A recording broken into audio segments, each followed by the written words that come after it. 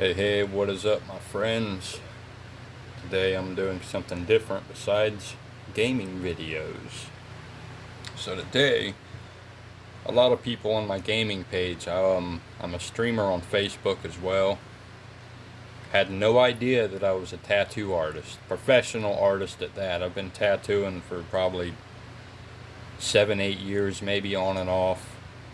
But anyways, yeah, so I figured, this is something I never usually would have done. I don't really like putting, stuff out there it's because there's already so many nowadays, starting out of houses and stuff, man. But the way I look at it is if you want to do it, you need to do it right. I was apprenticed in a shop. I've worked in shops, I've done things the right way. And if you're going to do it at home, at least know what you're doing and do it the right way.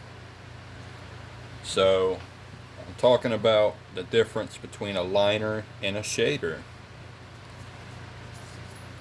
So here is my shader.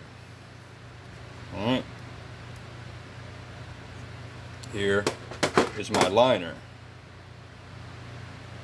Beautiful little suckers. Man, these bad boys are very, very heavy. Very heavy. They're Damascus steel frames, both of them. But what's special about these is I've had these about 3-4 years.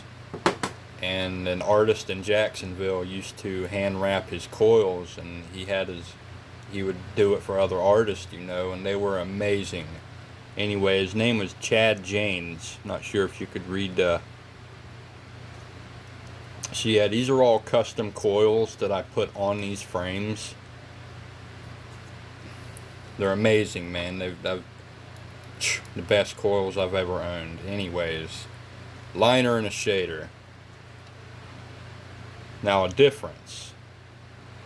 You can see my liner has little 6-wrap coils. My shader, these are 10-wrap coils. Little 10-wrap tall boys on here. That's how I had to make them for me to fit this damn frame. Anyways. Now your liner is going to be set up a little differently. You see how it goes, the contact screw kind of goes straight down a little, but they're not always going to be straight down. There's so many different ways you can put together a machine. This is how I prefer. And this little bad boy gets it, man. It's pretty good. But the difference is the coils is number one, and how it's set up and how it's going to run. The depth, how you have the throw, it's all different. And you see my shader is more towards the end of my armature bar where the contact screw is. And this one is way back here behind the tip of the armature bar.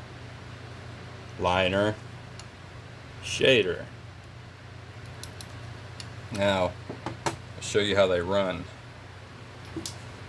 What's my supply on? By the way, I'm using a Bronc full digital power supply. This thing is amazing, man. Amazing. Bronc is pretty good. What's that on? 4?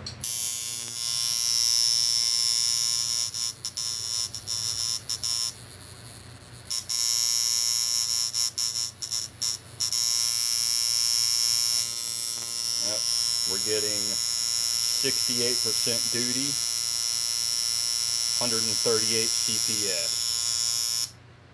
Now, which is pretty fast, it's not the fastest running liner, but it's for my comfort. It's what I like, my hand speed and stuff.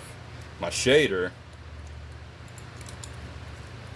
'71 duty and 122 CPS. Now, a good color packer to me would run about 110 to 15 CPS. but you can't always go by the numbers on these things. It's all about how they run for you. You know, it's so many things that come into the equation. You can't just go by that. A decent shader, usually for me, is about 120 to 125. That's what I prefer, and it's at 121 now. It's only on 4 volts, you know. Usually when I have the needle in it, I put it up to maybe 5. Very strong running machines with a good power supply makes the world of difference. The world of difference. Now the liner for your depth, what I was taught, I can't really remember. I think it's like a dime and a nickel or something. But you could take, or it's one of them out. It's a dime you could fit underneath the contact screw here in your front spring for a liner. And a shader is usually about a nickel size for standard. I actually haven't used these in a little while. I have rotaries I use too, but I love these machines. I'll never come off of them. So yeah, that is the difference between a liner and a shader. You can kind of see, you know, how differently they're set up. This one says Rotary Killer on it. Chad Jane's tattoo equipment, man. He was a damn good artist. I worked in his shop for him for a while, and he really did me a huge favor in making me these coils. Best I've ever had, man. So yeah, that is the difference between a liner and a shader. I hope any of this makes sense. As you know, I see so many out here starting out, you know, they'll take a liner and just a shader, whatever, and just completely just and just start tattooing, you know, and you're blowing out lines and you're fucking all kinds of stuff, man. They're too powerful. You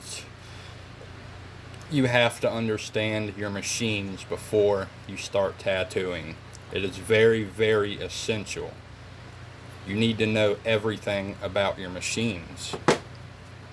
You know, like the basics. Your contact screw, your front spring, your rear spring, your armature bar, your coils, your capacitor, your vise. I mean, it is all this stuff comes into the equation. Because say you're tattooing, how are you supposed to know how your machine's set up? What if it breaks in the middle of a tattoo and it just stops? How are you supposed to know what you're going to do to get it running again in the middle of a tattoo? Learn your machines before you start tattooing. That is what you know, a really, really big thing. Like I said, I see so many just ordering machines off Amazon and just starting to tattoo people, you know, like it's nothing, and without even knowing what parts are on your machines. And it is not a tattoo machine gun. Okay, just because you see that on Amazon, tattoo machine gun liner shader, it's not a machine gun, man. It's not. The professional term is machine. That's it. Machine. It's not a gun. It doesn't shoot bullets. You don't load a clip on. I mean, I guess, you know, you load your tube and ink in it, but it's not a gun, man. Alright? It's not a fucking gun. I hope any of this makes sense to y'all, man. And really, really learn your machines before you start to tattoo. Learn your machines, the basics, and learn cross-contamination. That is another number one. Cross-contamination, man. You should have everything wrapped up your machine, all the way your clip cords, everything should be wrapped. Like, I would put baggies over this. Everything's wrapped when I tattoo.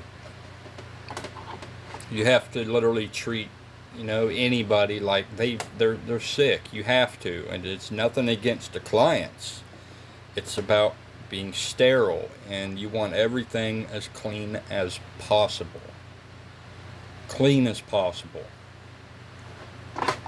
I mean, one wrong, if you touch, say you're holding your machine, you're tattooing, then you go to touch, reach in here and grab ink caps, gloves, and you got ink all over your damn hands. What are you going to do? Now, you've touched that, you've reached in your ink caps with plasma, blood, and germs and ink on your fingers. Now you just contaminated your whole jar of ink caps.